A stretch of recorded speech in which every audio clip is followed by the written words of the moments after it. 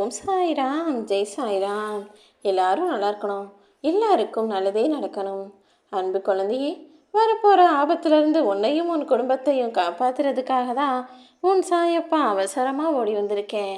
நல்ல விஷயங்களில் எது சிறந்ததுன்னு சொல்லலாம், ஆனால் துரோகத்திலும் ஏமாற்றத்திலும் சிறந்தது எப்படின்னு சொல்லக்கூடிய அளவுக்கு இப்போது காலமும் நேரமும் மாறிட்டது.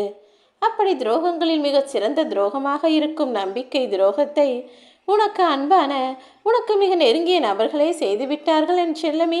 நீ எத்தனையோ பேருக்கு நல்லது செஞ்சிருக்க, ஆனால் ஒருபோதும் செய்ததை சொல்லி காட்டியது கிடையாது. நான் உனக்கு உதவி செஞ்சேன், அப்போ நான் உனக்கு நல்லது செஞ்சேன்னு சொல்லி காட்டுவதும் ஒரு வகையில் குற்றம்தான்னு நீ யாருக்கிட்டேயும் நீ செஞ்ச நல்லதையும் உதவியையும் பெருசாக எடுத்து சொல்கிறது கிடையாது. ஆனாலும் இங்கு இருக்கக்கூடிய மனிதர்களுக்கு கொஞ்சமும் அந்த நன்றி உணர்ச்சி இல்லாமல் நீ செய்த நன்றியையும் மறந்து போய்தானே உனக்கு எதிராக துரோகம் செய்கிறார்கள். அப்படிப்பட்ட மாபெரும் குற்றத்தை செய்ததோடு நிறுத்தி கொள்ளாமல் மேலும் மேலும் நீ அழியணும், நீ வீழ்ந்து போகணும்னு உன்னை அழிப்பதற்கும் அவர்கள் ஒன்றை மிதித்து மேலே ஏறி நின்று தன்னுடைய வாழ்க்கையை ஜெயிப்பதற்குமாக முயற்சி செய்கிறதை பார்க்கும்போது என்னாலேயே பொறுக்க முடியவில்லை என் செல்லமே. நீ கவலைப்படாத, எல்லா விஷயங்களையும் உன் வாழ்வில் சரியாக்க உன் சாயப்பா நான் வந்துவிட்டேன் அல்லவா. உனக்கு மிக நெருங்கியவர்களும் நல்லவர்களுமே கெடுதல் செய்யும் போது அதை பார்த்துக்கிட்டு என்னால் எப்படி பொறுமையாக இருக்க முடியும்? ஒரு சிலர் உன்னை ஒதுக்கி வச்சாங்க, ஒரு சிலர் உன்னை மட்டம் தட்டி பேசினாங்க, அதை கூட பொறுத்துக்கலாம். ஆனால் நீ நல்லா வாழ்ந்துடக்கூடாது, நல்லா வளர்ந்துடக்கூடாதுன்னு உனக்கு எதிராக அநியாயம் செய்பவர்களை நீ மன்னிச்சாலும் நான் மன்னிக்க மாட்டேன்.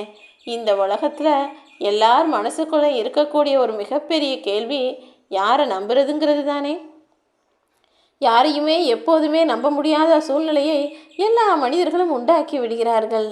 ஒரு பொய்யை பேசி 100 துரோகங்களை செய்வது போல செஞ்சிடுறாங்க. அப்படிப்பட்ட மனிதர்கள் செய்யக்கூடிய ஒவ்வொரு துரோகமும் ஒரு உயிரை கொலை செய்வதற்கு சமமாக அல்லவா இருக்குது. உன் வீட்லையும் அப்படி நீ அன்பு வச்ச மனிதர்களும் நம்பிக்கை வைத்த மனிதர்களும் உனக்கு ஏமாற்றி துரோகத்தை செய்து கொண்டுதான் இருக்கிறார்கள். காலம் அதை நிச்சயமாக உனக்கு உணர்த்தும். ஆனால் அதுக்கு முன்னால் அதிலிருந்து உன்னை இதுக்கு மேலும் நீ துன்பத்தை அனுபவிக்க கூடாதுன்னு உன்னை காப்பாற்றி மீட்டெடுக்க உன் சாயப்பா நான் வந்துட்டேன். எந்த ஆபத்தும் உன் வாழ்வில் நிரந்தரமாக தொடர நான் விடமாட்டேனேன் செல்லமே. அதனால தான் உன்னையும் உன் குடும்பத்தையும் காப்பாற்றுவதற்காக ஓடி வந்தேன். என்னதான் நீ உறவுகளுக்காக மனிதர்களுக்காக அனுசரித்து வாழ்ந்தாலும் சில சமயங்களில் ஏன் தான் நம்ம இப்படி எல்லாருக்கும் நல்லது நினச்சோமோ இப்போ நம்மளே கஷ்டப்படுறோமே, பேசாமல் நம்மளும் சுயநலத்தோடையே இருந்திருக்கலாமோன்னு உன் மனசுக்குள்ள விரக்தி வரும் அளவிற்கு சில உறவுகள் நடந்து கொள்கிறார்கள் தானே. கோபத்திலேயோ வருத்தத்திலேயோ இருக்கும்போது கொஞ்சம் தனிமையில் உட்காந்துரு, ஆனால் ஒருபோதும் தனியாக இருந்து விடாதே. ஏன்னா நீ தனியாளாக ஒதுங்க ஆரம்பிச்சிட்டினா அதுவே உன் மனசில் பாரமாகிடும். தேவையில்லாத விஷயங்களும் எண்ணங்களும் குழப்பங்களும் கோபமும் வருத்தமும் வரும்போது மட்டும் கொஞ்ச நேரம் தனிமையில் உட்காந்துட்டு எழுந்து போயிரு. நீ மௌனமாக இருப்பதென்பதே உன் வாழ்வில் பல நல்ல விஷயங்களை நடத்தி கொடுக்கும். சொல்ல முடியாத காயங்களும் வருத்தங்களும் எவ்வளவோ உனக்குள்ளே இருக்குது தானே. நீ யாருக்கெல்லாம் உதவுனியோ அவங்களே உனக்கு எதிரியாக இப்போது கிளம்பிட்டாங்க. நீ யாரையெல்லாம் முழுசாக நம்பினியோ அவனே இப்போது உனக்கு துரோகியாகவும் மாறிவிட்டான் அல்லவா. இந்த உலகத்தில் வாழக்கூடிய மனிதர்களில் பல பேர் தோல்வி அடைவதற்கு காரணமாக இருப்பதே அவர்கள் நம்பியவர்கள் செய்த துரோகமும் முதுகில் குத்திய விஷயங்களும் தானே.